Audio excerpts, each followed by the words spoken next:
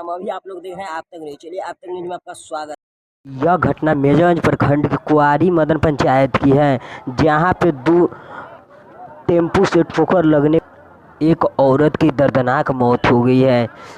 सीतामढ़ी में रेफर करने से मुजफ्फरपुर में जाते वक्त उसका डेथ कर गया है। सूत्रों से पता चला है कि मुरहा ग्राम के पासवान टोला की वह औरत है।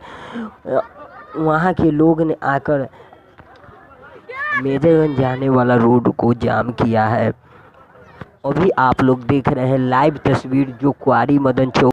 बने रहिए आप तक न्यूज अजय के साथ, और इस प्रकार के खबर को देखने के लिए आप तक न्यूज सीतामढ़ी इस चैनल को लाइक सब्सक्राइब शेयर जरूर करें, ताकि मेरा वीडियो आप तक तुरंत पहुँचे।